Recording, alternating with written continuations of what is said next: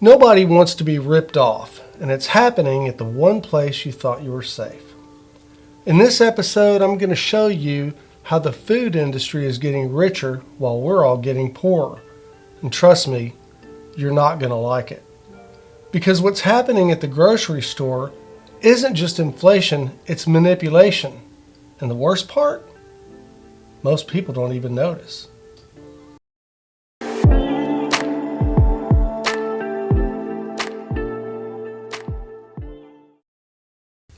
Life in America is already financially unsustainable for the average person. Rent, gas, insurance, and childcare, they've all exploded in price. Now layer food on top of that, something we literally can't live without. And not only has food gotten more expensive, it's also gotten smaller, more manipulated, and more deceptive.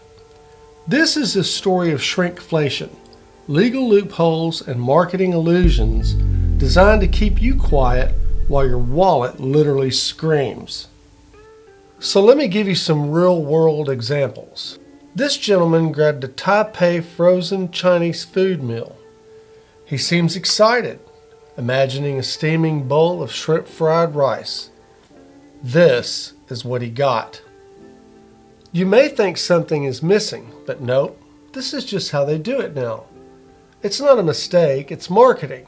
And this same tactic is used by major brands every single day. Here you see Simply Orange Juice, which went from 52 ounces to 46 ounces. Notice how similar the bottles are in size. Here's Classico Pasta Sauce, which went from 650 milliliters to 600 milliliters. So are we noticing a trend yet? And here's my favorite of all time snacks, Reese's Peanut Butter Cups. I just don't have any words for this. And Colgate toothpaste. Why is that box so big for that little tube? And here's the kicker. It's not illegal. As long as the net weight listed on the box is accurate, companies can fill 25, 30, or even 40% of a container with empty space. It's called slack fill. And there are two types, functional and non-functional. Functional slack fill is where they claim they need this space to protect the product, like putting air in a bag of chips to protect them from being crushed. Well, that hadn't worked so far in my opinion. There's even an FDA rule book on when it's acceptable. As long as they check a few boxes, like saying the space is needed for protection or handling, they can legally mislead you with oversized packaging. So here's a question. If the law protects them, then who's protecting you? Because while you're getting less at the grocery store, they're getting rich. And I mean filthy, record-breaking rich. Between July 2020 and July 2022, inflation pushed consumer prices up by about 14%. But food and grocery profits, they soared by 74%. That's not inflation, that's exploitation. So let's talk specifics. Kellogg's revenue in 2024 was $12.7 billion. Their operating income, $1.87 billion. PepsiCo's CEO made $39.5 million in 1 year. Coca-Cola's CEO made $22.8 million in 2022, with his total comp reaching $54 million.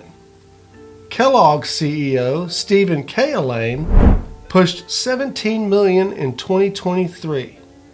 And while these executives fly private jets and cash in stock options, you're standing in line juggling coupons and wondering how you're going to feed a family of 4.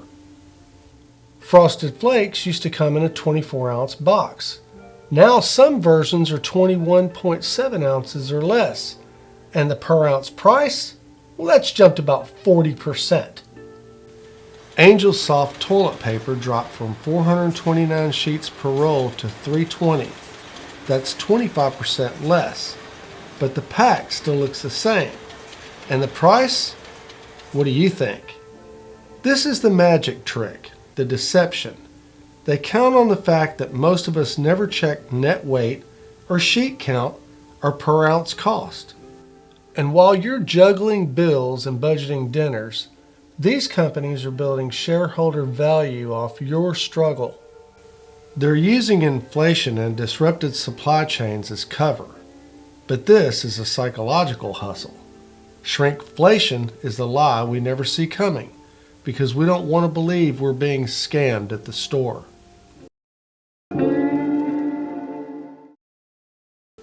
So what happens when the basic necessities of life become a shell game? When every bite of food feels like a gamble? When your paycheck can't fill your pantry? At what point are we going to say enough is enough? Because the grocery industry doesn't care if you're scraping by. Not as long as you keep swiping that debit card. As long as you keep believing the box is full, the value is fair, and the price is normal. But now you know, and the next time you're in that aisle, I hope you flip that box over. Check the weight, count the sheets, look past the label. Because until enough of us push back, this game won't stop. It'll just get worse. And it's time we started leveling the playing field. Well, I hope you learned something in this episode.